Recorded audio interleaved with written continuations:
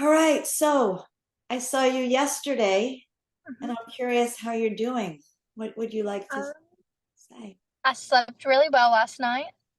Really well, like better than I have in a long time. Um, and I took what you said about not letting things stress me out or anger me. And I not only did it for that situation, I've also used it instead of saying ugly things to people. I have kind of used what you told me towards that as well. So I just kind of make it a humorous situation rather than something more. All right, I would love to unpack that a bit. Let's see. So, as I listen to you, first, let's just give a little context. So, you Mhm. sleeping last night is a big deal, right? uh, yes. So, you came to me because you were not sleeping and because you were having nightmares. So, how long has that been going Mhm. on? Had that been going on? Since around the time that it happened, so it happened December 4th. So it started, I couldn't really sleep um, until he was in jail. And then when I finally started going to sleep, I started having nightmares. So So yeah, that's a long, probably 4 or 5 months. yeah, that's a very long time. And and so we played in many different realms yesterday. And Hmm. um I love that you're saying that like something lightened even as you're interacting with other people. Like that's what I Hmm. feel like you're sharing. You're like, ooh, a part of me could get into like a combative energy, but Hmm. like I have this new sense of I don't have to let this get to me now. I want to get that. I don't remember your words, and it bothers me.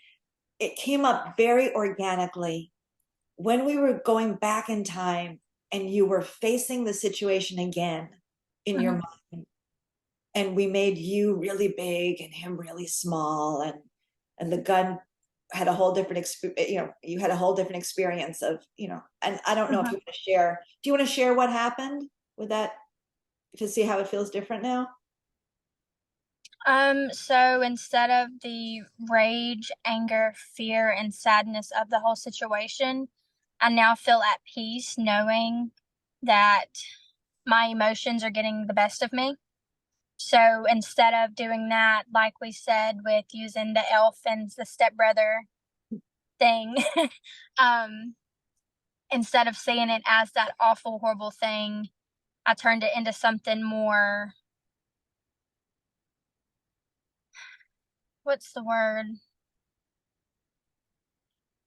Well, you It's came up more, with a word. You were havening and you came up with a word. It was like I am unstoppable, or I am, I'm unstoppable. that was the word. Yes. Okay. And it just Yes. came up naturally. Like it Mhm. just came up through your body. And when you started saying that, I could feel it. Like I could Mhm. feel something shift from you feeling like a victim at the effect of circumstances, um and desperately needing to control, to you Mhm. having a whole different orientation in your body. It felt like that while we were doing the session. Now it feels like what you're saying, that some on some level that has stayed with you. Does that feel Mhm. true? Yes. Yeah. So instead of the anxiety that comes with the PTSD from the situation, I'm trying to it happen. I don't know your religious beliefs, and I don't want you to, you No, I know, want to hear, say it. What it means to you is what I really want to hear. okay. So, God has me here for a reason. He has a purpose for my life. And that night, I could have lost my life. But considering I read my daily Bible verse 10 minutes before I got in that car, and I'm still here today, there's a reason that I need to be here. There is a reason that I'm feeling what I'm feeling, but it's like I have a block. It's like I'm stuck and I can't move forward. And so that's pretty much like what I was feeling, but instead of the block now, it's like the wall is slowly shifting down, and I'll be able to step over it and move forward with my life after continuing to do what we spoke about and continuing to live my life. It happened. There's nothing we can do to change it, and we have to step over that obstacle and move forward.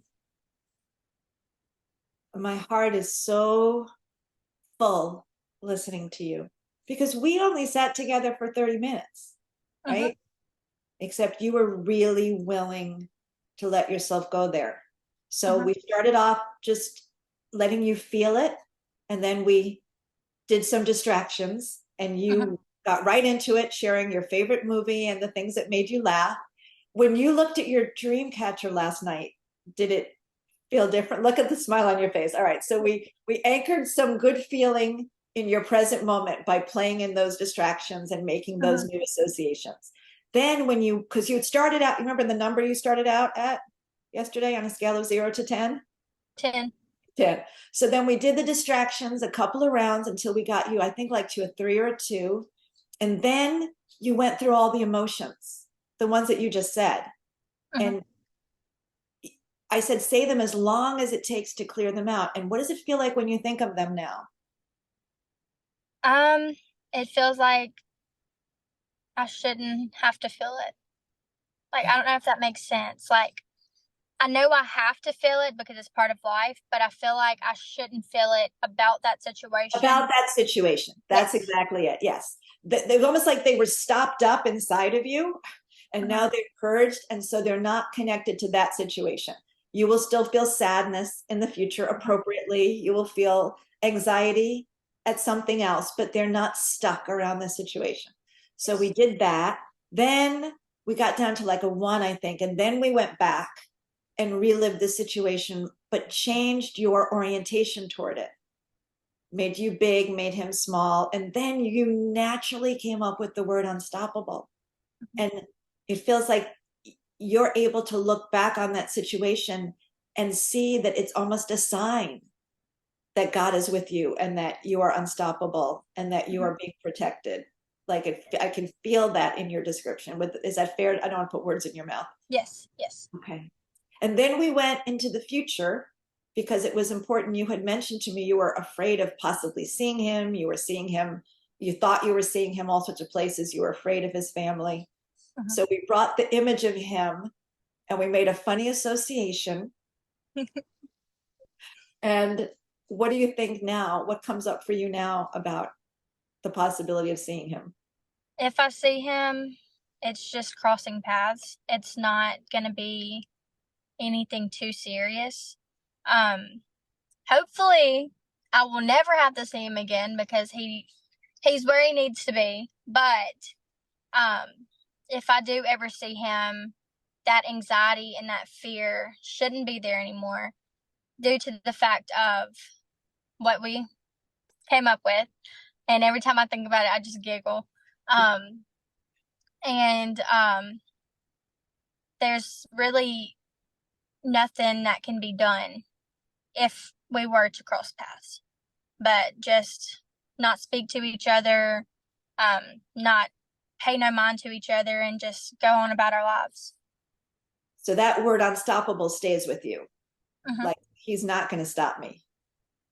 That wall that was there that was blocking your life, that was causing you to have nightmares and be afraid to be places, not going to stop you now. Yeah. So I'm so, I want to really honor everything about this. And I want to honor also your, so you learned about what I do from our mutual friend, right? Hmm. And when you told him that you weren't sleeping and you had nightmares, he suggested that you meet with me. And Yes. and did he tell you anything about what to expect? Because you called Um, pretty fast. yeah, he told me that you were wonderful, and I told him that I'd spoken with you before, but with Alex. You were polite, you were really sweet and generous, and he said, well, I said, or he said, why don't you give Elise a call? Because I'd been looking for a therapist, and there is not any therapists around me right now that have any availability. And he was like, well, why don't you meet with Elise? He said, there's one downside. He said, she does not accept insurance. He said, but I'm sure if you gave her a call and told her, your situation, she would be very understanding. And, he said, she's helped me a lot. He said, if it wasn't for Elise, I probably wouldn't be here today. He said, I would have taken my own life. And I was like, all right. And so I got a little nervous. I'm not gonna lie to you, I got a little nervous. That's why I'm asking, because I want to give you so much credit for doing a thing that you didn't have any reason, like aside from his, and you trusted him. Yeah. But like you just showed up and you had no idea what was going to happen.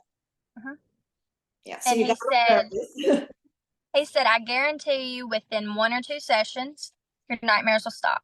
He said, I was having nightmares about finding Alex and something bad had happened to her. He said, and she helped me through that, and she's helped me for a long time. He said, she is 110% the only therapist I would recommend that would 100% take care of you and help you mentally, and not only mentally, but help you better yourself in life. No, so I'm very touched by that. And I'm touched, like you called and you were like, I am ready to do this. And you were ready to pay me a lot of money. You're like, I don't know how I'm going to do this, but like, payment plan, we'll figure it out. But like your willingness to commit to doing something to gift you with your peace of mind back. I mean, that just moved me so much. And so I am so glad that you did that. I'm so glad that we found the time immediately. And I am so glad that your nightmares are in the past. I mean, I told you that yesterday, and I said, like, just there might be some layers of it that we did not touch. But by the time we got off yesterday, because you had gone from a 10 to a 0 and your whole countenance had changed, I was really confident that you were back with yourself. You were back on track. You seem like the girl that I met before, as opposed to the person that I had to talk to yesterday, who was like you were like a ghost of your real self. Yeah, that's what I felt like too. I felt like